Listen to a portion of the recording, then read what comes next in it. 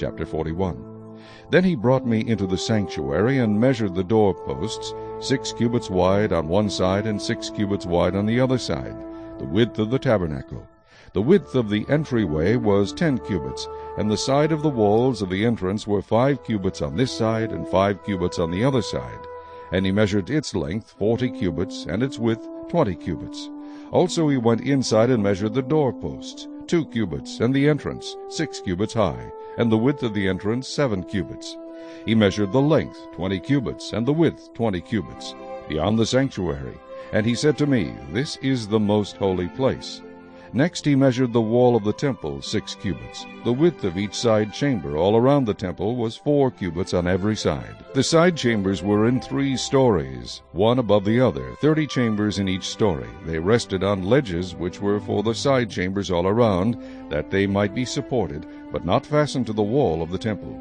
As one went up from story to story, the side chambers became wider all around, because their supporting ledges in the wall of the temple ascended like steps.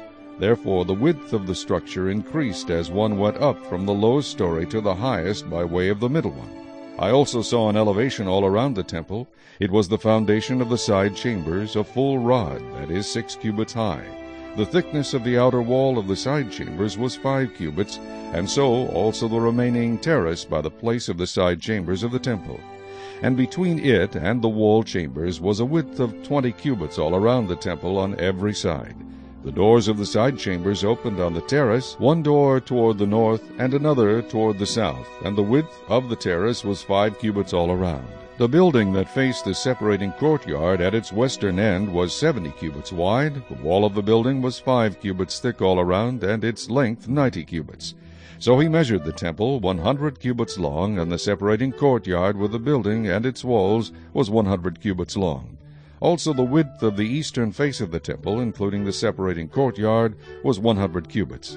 He measured the length of the building behind it, facing the separating courtyard, with its galleries on the one side, and on the other side 100 cubits, as well as the inner temple and the porches of the court, their doorposts and the beveled window frames, and the galleries all around their 3 stories opposite the threshold were paneled with wood from the ground to the windows. The windows were covered, from the space above the door even to the inner room, as well as outside, and on every wall all around, inside and outside, by measure.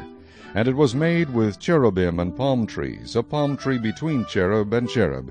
Each cherub had 2 faces, so that the face of a man was toward a palm tree on one side, and the face of a young lion toward a palm tree on the other side. Thus it was made throughout the temple all around.